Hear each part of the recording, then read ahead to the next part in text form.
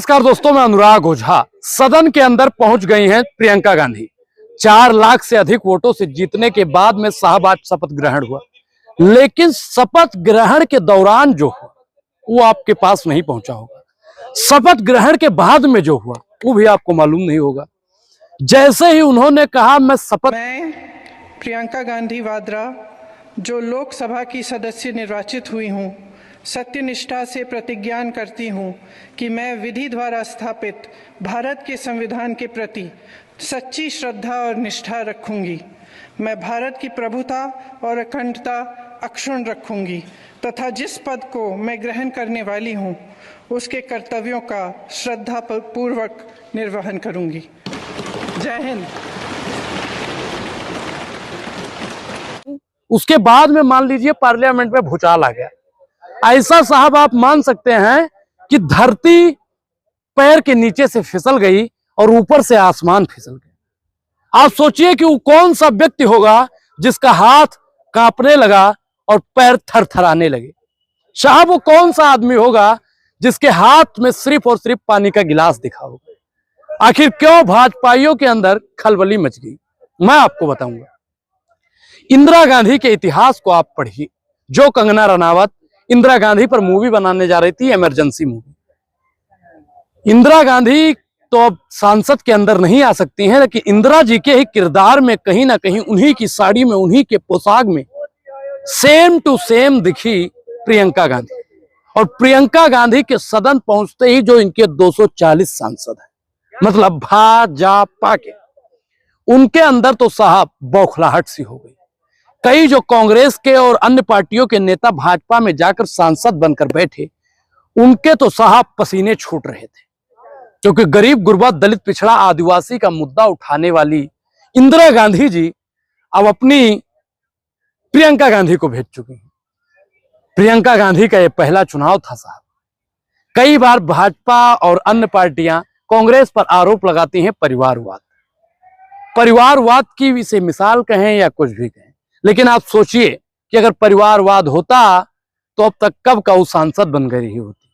मैंने आपको साहब कल की एक वीडियो में पूछा था, एक द्रोणा जी थे कि कितनी बार प्रियंका गांधी सांसद बनी। उन्होंने कहा कि परिवारवाद है, लेकिन मुझे नहीं मालूम कि कितनी बार बनी। ये प्रियंका गांधी का पहला चुनाव था और पहले ही चुनाव में साहब उन्होंने अच्छे अच्छे के छक्के छुड़ा दिए।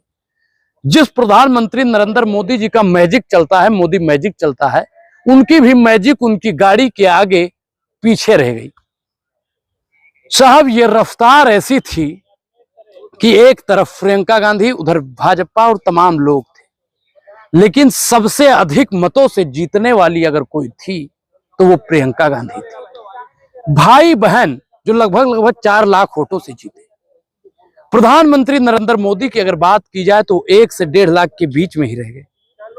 क्या मोदी मैजिक चल रहा है या गांधी मैजिक चल रहा है? जो राहुल गांधी मोहब्बत का फेविकोल लेकर कन्याकुमारी से कश्मीर तक जोड़ रहे थे, मणिपुर से मुंबई तक जोड़ रहे थे, उसी में हमारा पूरा देश आता है। उसी मोहब्बत ने पूरे देश को साहब उसी फेविकोल से जोड़ दिया और प्रियंका गांधी को वायनाड की जनता ने 4 लाख से अधिक वोटों से जिताकर इसी पार्लियामेंट में भेज दिया। ये वही पार्लियामेंट है दोस्तों, जिस पार्लियामेंट में एक मुसलमान सांसद को गरियाया जाता है, मुल्ला बोला जाता है, कटुआ बोला जाता है, आतंकवादी बोला जाता है। मैं दानिश अली की बात कर रहा हूं।